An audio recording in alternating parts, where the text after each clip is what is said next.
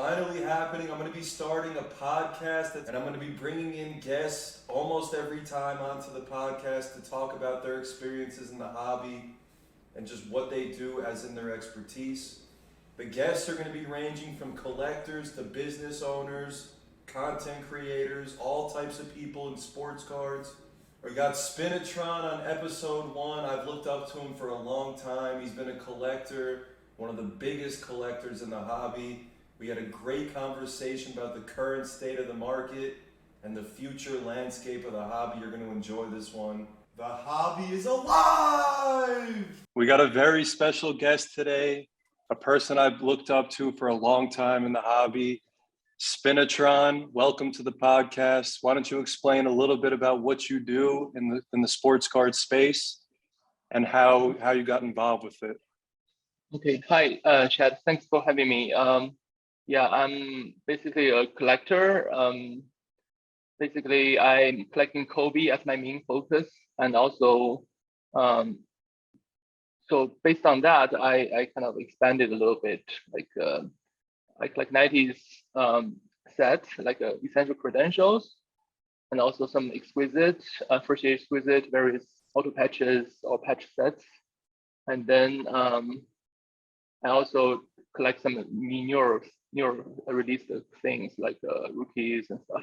So I try to be a part of every kind of sectors of the hobby. Yeah. So you say that you're a collector number one. Does that mean that you don't sell any cards, or since the recent boom has happened, have you sold some cards? Yeah. I say that because for longest time I collect cards without too much consideration on the monetary side of things, right? But recently, because things has been kind of exploded, right, in interest and price level, so I have to move some cards to get some other cards. So yeah, and also try to learn the market a bit more. Yeah. Okay, so let's dive right into the market, which you know better than anyone out there. So I recently read that article you put out. Pretty much that was amazing. So you spoke to the fact that a lot of times players kind of have like two markets where their super high end isn't necessarily correlated to their common cards. Can you elaborate on that a little bit to the general audience who doesn't understand what that necessarily means? Mm-hmm. Yeah, so we often hear that like alternative assets, right? Like sports cards and other things are kind of uncorrelated to the general economy and other things like the stock market and other liquid things. But we also recently see like a large quantity of various cards, right? And also various pricing tools kind of try to put a value on any cards based on the common cards plus some sort of multiplier, which I think it's not a well thought premises, because on one hand we have a liquid card, right? Large quantity or high population, high grade, which can be found anytime and can be sold at the current price easily, right? That's part of hobby. It's a large part of hobby. Like many people participate in that kind of area. And if a player performs well, if there's some breaking news, the market adjusts to it pretty quickly, right? But there are also not necessarily super high end, but there's like a rare card or key card, I would say, which are like can be little bit hard to grasp for the newer guys because they rarely show up, right? But if you are collecting certain things for a while, you gradually will know which cards are the top of the chase list, right? They don't show up often because once the buyers get hands on it, they just keep it for a long time. And sometimes things doesn't match up with the print run. For example, something out of 15, but you see it only 5 in the last 15 years. So it's quite locked up somehow. Yeah, for those type of cards, it's a completely different market because it's really there are larger number of high-end people or passionate player collectors chasing them all the time. They search them daily, although only pop up like once in like 3 to 5 years. Once this shows up, there will be a fierce competition for it. And people are willing sometimes to sell the entire collection just to get such a card. So for such card, obviously it's not a kind of correlated to economy or what this player is doing or whatever. Yeah, that's what I try to say. So my next statement would be, how do you define what a key card is? I know it's tough to define that. Is it based on like experience and feel? And the other thing related to what's going on right now, would you consider a lot of the top end sales like to be what you're saying versus we see a lot of cards that are going down right now? Right. And you're saying those cards aren't really affected by the high end? I know it's a kind of a loaded question, but if you could speak on that. Right. Yeah, so the key cards are not necessarily the most expensive card, right? From the recent sales. It's very hard to define. It's kind of like from the experience and a little bit of the hobby history. For example, in different eras, there are different answers, right? In the 90s, it's more about rare parallels or inserts. In the 2000s era, it's about auto patches card in those high-end products, right? And then in the Panini era, it's Prism or some RPA or some other like very cool innovation like sets like Solo OX or for example, some auto patches, which are highly chased. So for those cards, there are still many of those, but I think essentially, I think if you think about it and put a rank to it, right?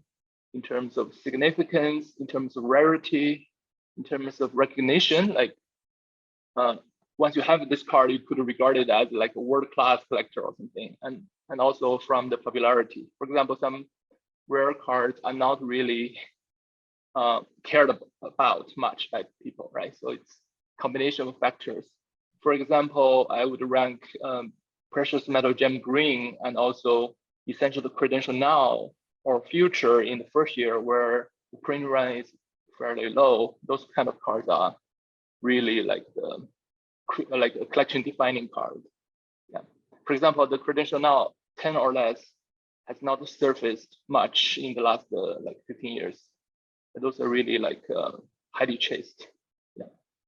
So are there key cards still being pulled out of packs that are products that are coming out today? And if the answer to that is yes, how do you compare those key cards to different eras? Yeah.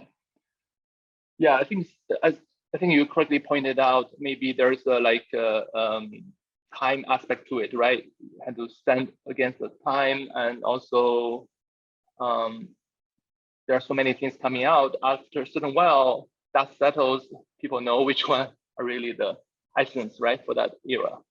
But I think, for example, yeah, I think many people hate it, but I think the LeBron Dribble Logo Man is an example of a key card to me, I think, because it's kind of innovative, right? 3 Logo Man from different championship teams for the single player. I think that's done for the first time, and it created a chase, right, like frenzy. Yeah, I think those, for example, Prism Black or those National Treasure RPA out of like 10 maybe, or Shield, those kind of things, I think it's a key card for the current players, right? But for the different eras, they don't have this RPA. Maybe it's a different type of chase for them. Yeah. Another thing that's been happening recently, a lot of different sports and other types of cards are gaining popularity. Is that something that you are getting into, like the F1s, the UFCs, or are you sticking mainly to basketball, baseball, football? Oh yeah, I think that's I think it's always like as a hobby expanding, right? There are certainly people try to there are people definitely stick to the most classic things, but there are also people try to explore the appreciated or unexplored areas, I think there are still opportunity to be had. But on the other hand, because of the demand is recent, right, and also can be limited, you have to cultivate a interest, a community of people to maintain the genuine passion for that field, right? If you just buy a big card and after a while you just sell it, anything can happen, I think. I definitely opened F1 cards. I bought a little bit of UFC from Panini, like a blockchain, like Dutch auction and so on. But I still stick to the main sports, like as you said, those big three, because they have a largest audience, longest history, and the most interesting kind of storylines, right? If you listen to sports media, all the big stories come from those sports. It's important. So I agree with you 100%. I like some of the other sports, but personally, a lot of people are like, why aren't you getting into these other sports collecting wise? And I'm like, I just like basketball, baseball, football the best. So that's why I got into those sports. But speaking of football, the super high end and the high end market, people don't realize is kind of new overall. It used to be more basketball. Right. What do you make of the current football market with the fact that about 5 years ago, I don't think there was one football card that sold for over 20,000. Am I wrong? I think you're right. I think even for Kobe Bryant, I think the first six-figure sale was in 2020, I think. So it's everything is kind of fairly new. Right. Yeah, I think from the earlier discussion, because I have a friend who really collects some football, right, and sell to some guys. Back then, there are definitely various player collector, team collectors, but there are also special number collectors, right? Just collect serial number 1 or something. And from the discussion of that friend, he collects serial number 1 and stuff. Basically, his general opinion is football cards just decrease in value over time, right? And also, basically not much chase. But recently, it's completely different. I think some of football cards sells much higher than basketball somehow, right? For example, the Herbert or Burrow Prism of 1 sells higher than Cade, like a different magnitude, right? 10 times. So it's a little bit different now. I think football is still maybe the number 1 sport in the US, and it's kind of less international, but more and more coverage, right, overall. And they also put some games abroad. I try to attend this Munich game of Bucks and the Seahawks, right? I think they will, just like the dream team back then, and this type of games will bring more talents from abroad and also bring more collectors. I think, and also somehow the game is once a week, so there's a chance for guys to focus on some storylines, analyze game in detail. There's a lot of content created out from the media, right? And all the main sports personality, they all talk about football the most, I think. Yeah. But on the other hand, I found the market is a little bit fickle in some sense, right? A little bit volatile. It's a very week by week, although because the football, anything can happen, and coach play a big role and the matchup play a big role, right? But somehow they all attribute things to the quarterback, and if you win several weeks in a row, the hype is super high, right? And the one loss kind of momentum is lost, and so on. So it's I think it's a little bit, and if you collect super high-end card with this mindset, it can it's probably not suitable, right? You have to have a long-term prospect, and also, for example, if Brady had 2 struggling weeks, right? Some people from the newer kind of collecting backgrounds, they will think the value could decrease or something, which is ridiculous because it's kind of like the GOAT of all sports, and recent few games shouldn't define him, but the market says otherwise. So it's it's definitely something people have to think about and also adjust to it, because if the market says so, you think otherwise, that's also something you have to pay if you are not adjust to the market somehow. Yeah. I think football is more of a team game than basketball. So in football, they're just trying to win the football game. But in basketball, if you have a guy like LeBron or Luka or Giannis, they impact the game so much. So I think basketball cards, there's been kind of an overreaction negatively in the last year or so, because I think basketball shot up the highest, the quickest first. So I think that basketball is kind of getting lost in the shuffle. In my opinion, it's a clear number one over everything else. Can you speak on your opinion on that? Okay. Yeah. Right. I think right. Let me think about it a little bit. I think there's two different sets of market, right? One is the rookie market, right? Rookie cards of the recent, especially recent, because the rookie has a very limited window, right? For its card value to be alive, for interest to be really kind of catch on, right? But there are also like legends, like LeBron, Curry, and other guys. So there are two completely different markets. Yeah, and for the I think if you collect a rookie card, if you see in the last 20 years, right there, I think I had this conversation with someone recently. I think there are only like 7 guys who really established some like Hall of Fame and also GOAT status in some sense.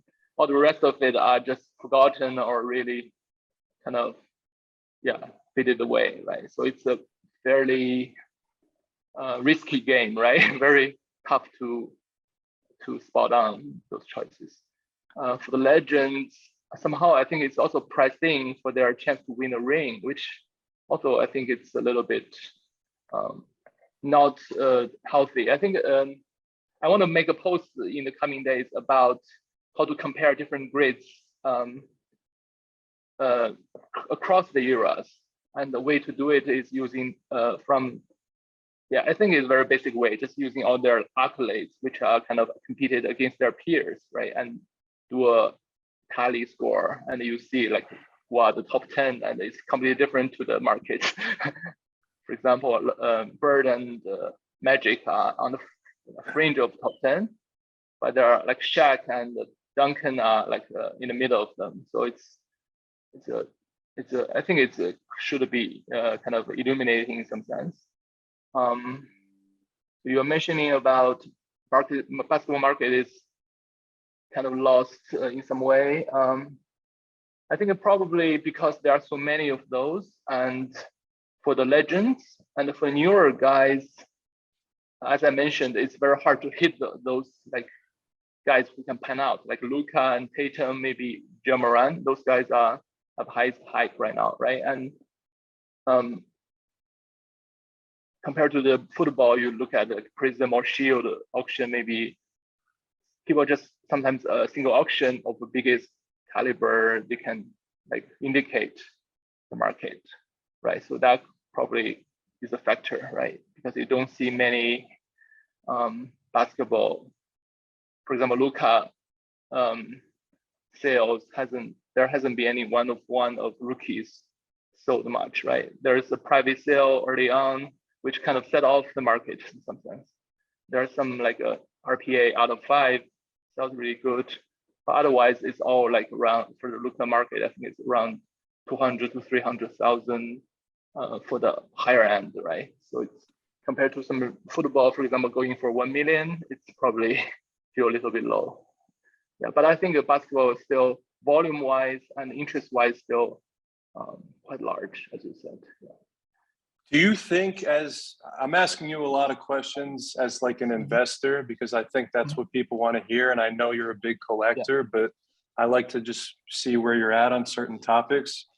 My next question is, do you think as we should be looking more at like the market cap of a player, if that's possible, and the pop reports should be taken more into account than they are? Because a lot of times, if you look at a guy like, let's say Giannis, for example, who came in 13, 14, they just didn't make as many products as they do now.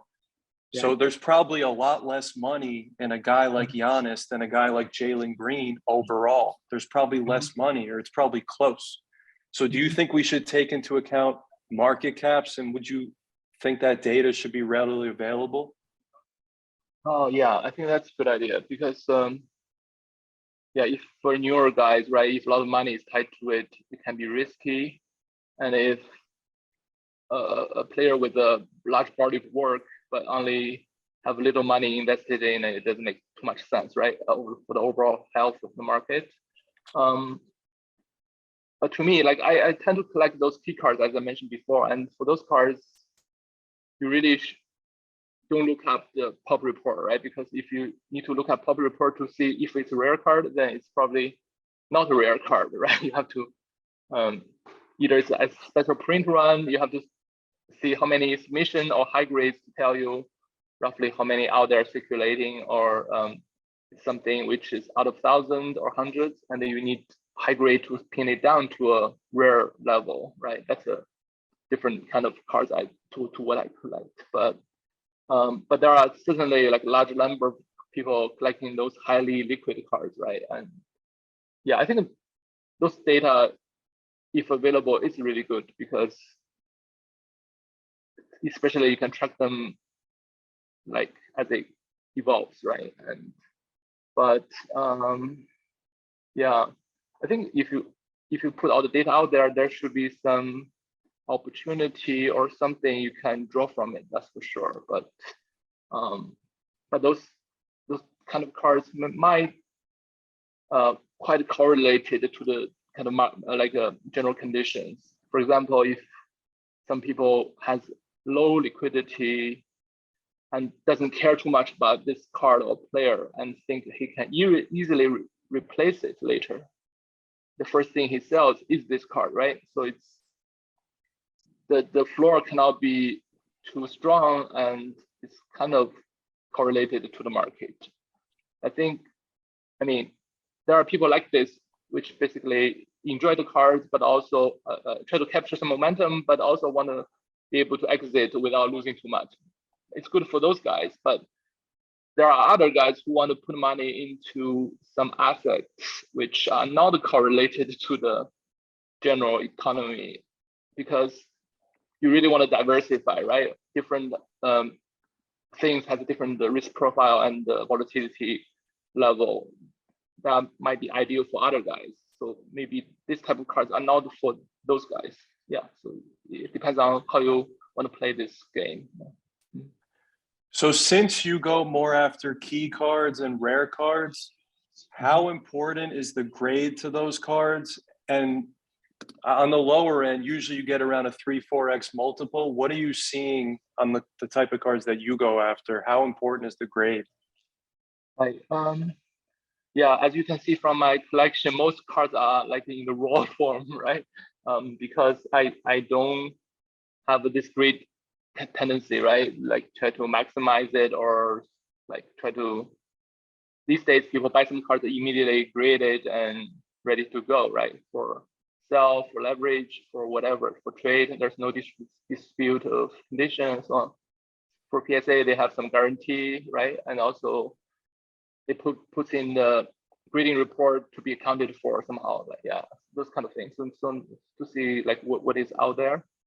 But to me, like, of course, I think to transact in the current market, you have to grade it, right? To auction or for people to trust this or something. But I think for those key cards, they're so rare, and to be able to locate one is already very tough.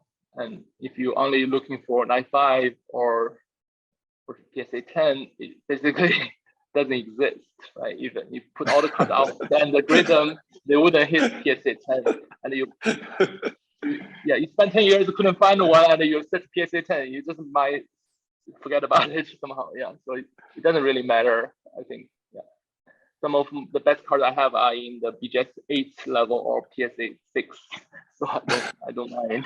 Yeah. It's funny because you say like you could spend 10 years to find a card, and people listening probably don't believe you, but like to find some of the cards, that's what it takes.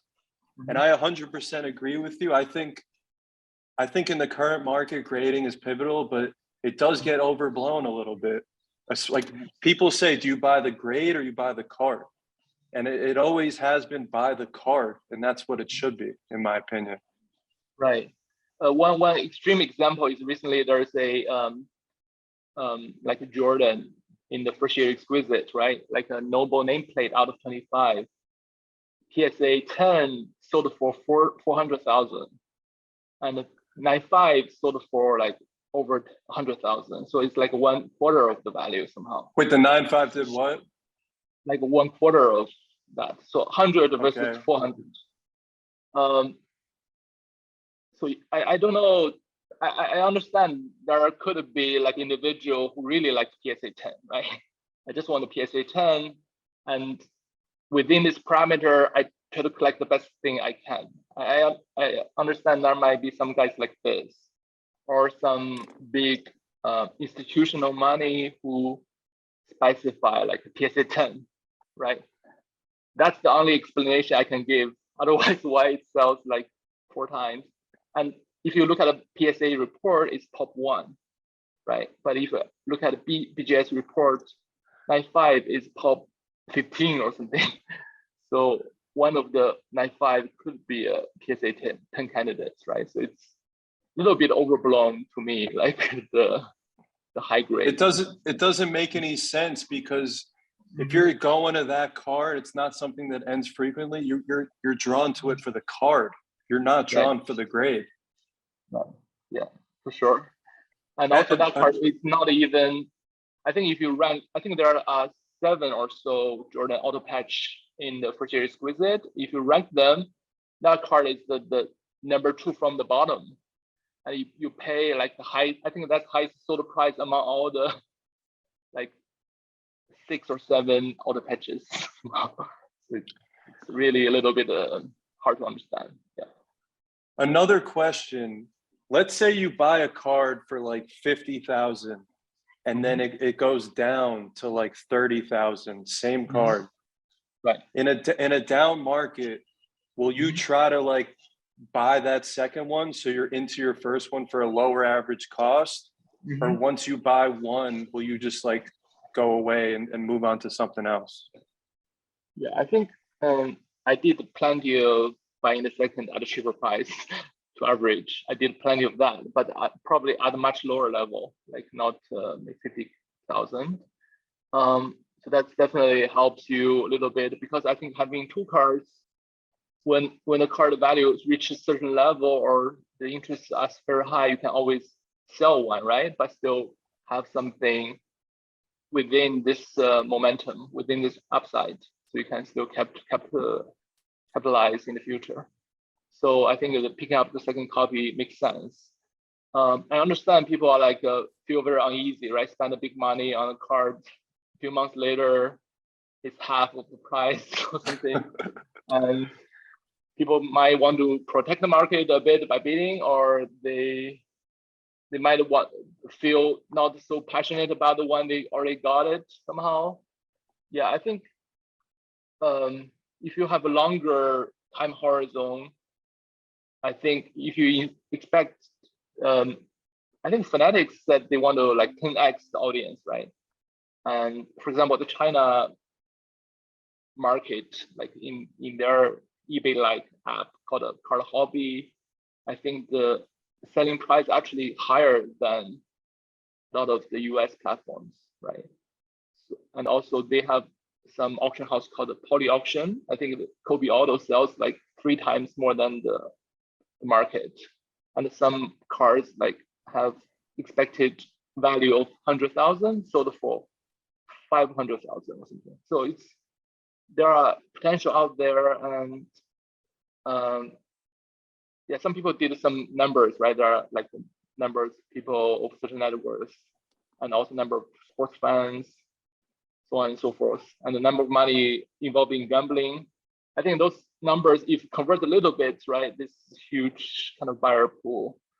So, so with those picture in mind, the value could like 5 to 10x, right?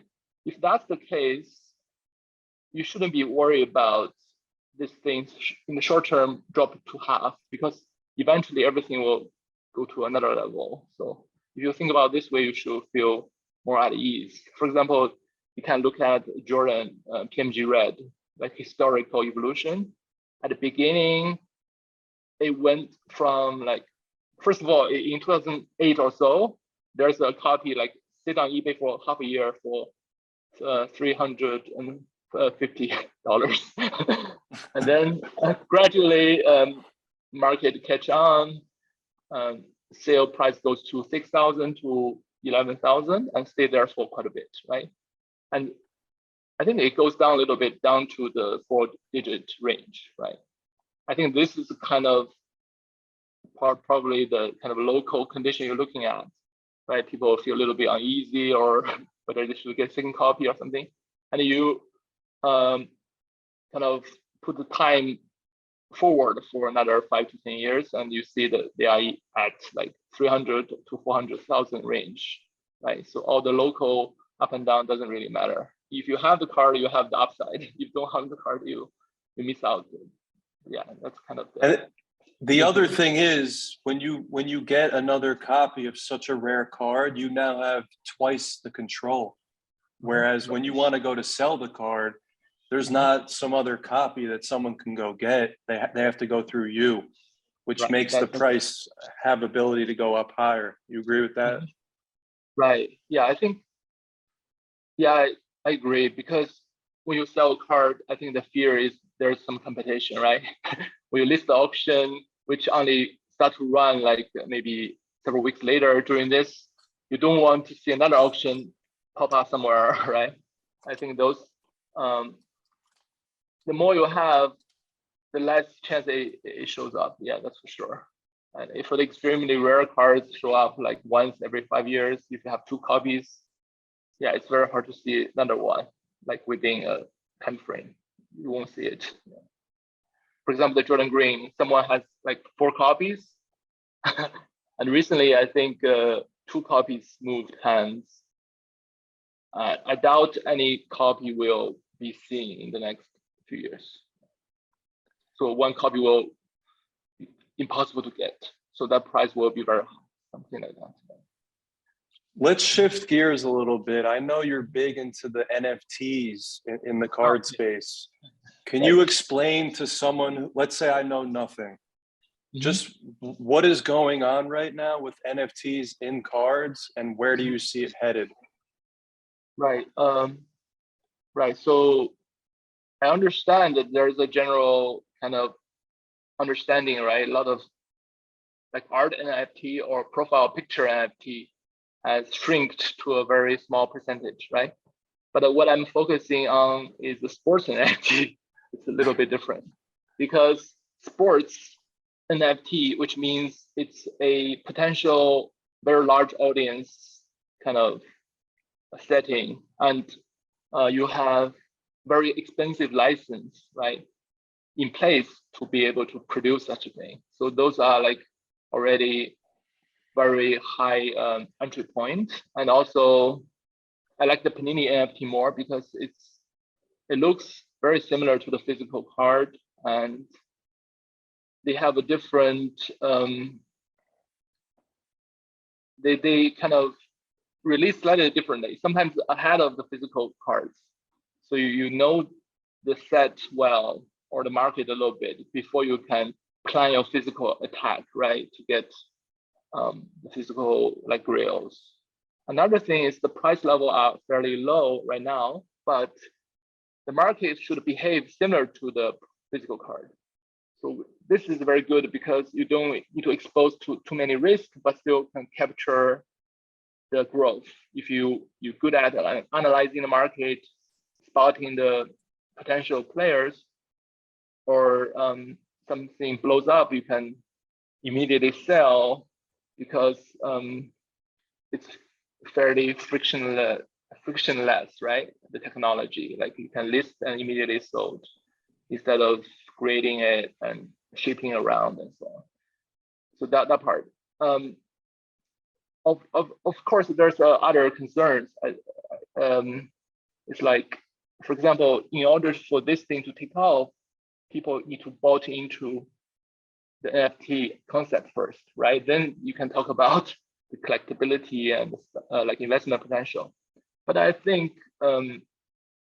that part will gradually catch on because people spend so much time online these days, right? The screen time is like very high, and lots of future transaction or presentation and stuff, ownership will probably be blockchain or NFT, right? So this will become a more household kind of notion. And then I kind of try to advocate, I mean, NFT has a community, right? There's a Discord, there's people chatting around and can talk to the designer a bit, right? In the card collecting, physical card collecting, you cannot talk to the designer, right? You have your feedbacks, you cannot reach the guy. But for the NFT, you can talk to the guy. That might be a good thing because I really want, because so far all the NFT autographs are fascinated autograph, right? The collector sign one, like the player sign once, and all the autograph shows up in all the releases are the same. So it's kind of like fractionalized a little bit, but not really unique to each copy. If you can do a digital autograph, I think that's a game changer. For example, recently people like to meet their idols and take some selfies, right? But if this digital autograph becomes a mainstream, guys will want to have the digital autograph signed by the guy after the selfie and show on the social media, right? And then this can become a trend, and the people might want to search for the official licensed version of this, right? And then they will go to the, for example, Panini NFT, and then adoption can speed up and so on. So I think there's a potential there for sure. Some people recently asked me like, what's the, because in the recent post you mentioned, I try to say which decade card company brings to the table, right? So they asked me what's happening for this decade? What will be the innovation or game changer? I think probably like the NFT based card in some sense. Wow. Right? Those digital auto and with patches, because digital thing, the patch will only be a decoration, right? Maybe you can somehow assign to a physical uncut up game used like thing display somewhere, and you show that patch belongs to you, but also fractionalize the jersey without destroying it. That could be something to go into. I mean, yeah, it's just a speculation because it's at a very early stage, so no one knows what will happen, right? One principle I hope to see happen is the tracing of cards, like from inception until, like, let's say it changes 10 hands and eventually it gets sold. I want to know how many hands that card was in, because let's say it's in 10 hands, my chance, if it's a raw card and I want to grade it, my chances of getting a gem are going to be way lower than if it's in one hand. So that's something that I would love to see implemented if possible. Right. Yeah. The provenance, right? The chain of the provenance data. It's that's part of the NFT kind of register or metadata. Yeah. If you see the big items, for example, I recently make a post on the coin. For that coin, it's a one of a kind, and you can really trace back to the origination, and all the sales later has a big story around it, right? So every change of hands is a big time and has a history to it.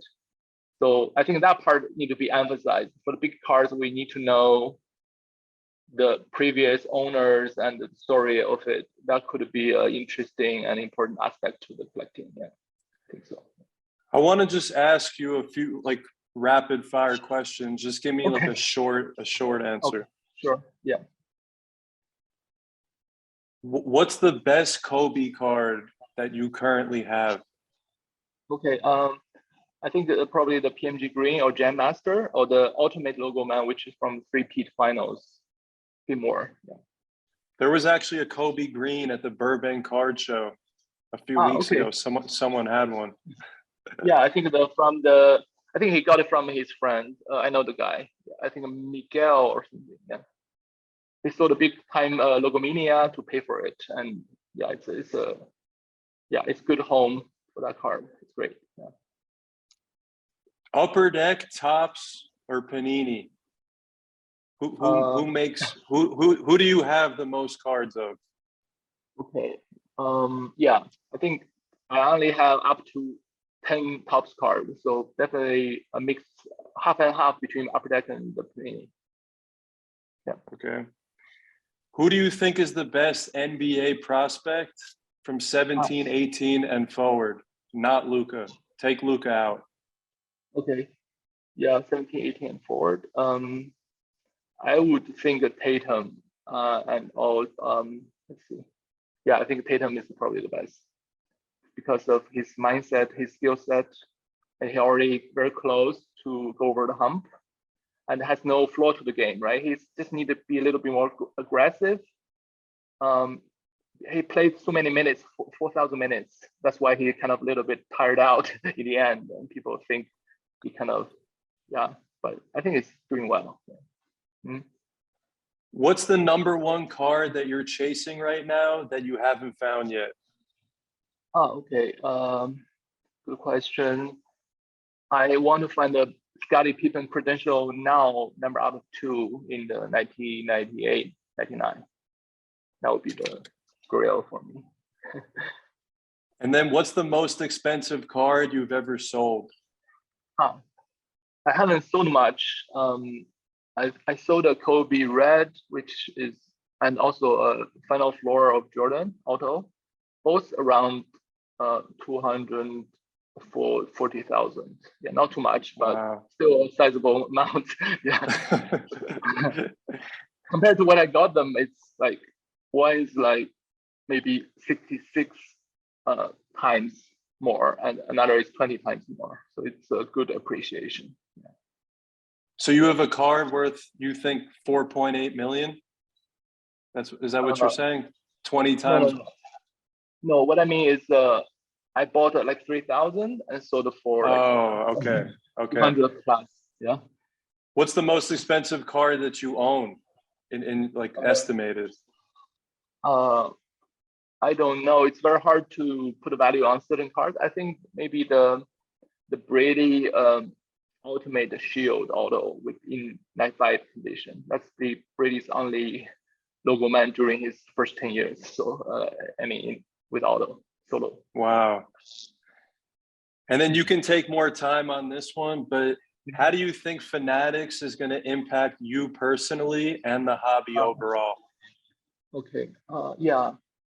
So I already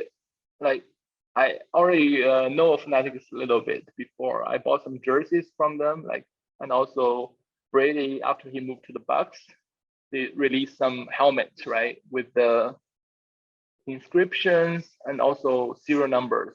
I bought a couple of those.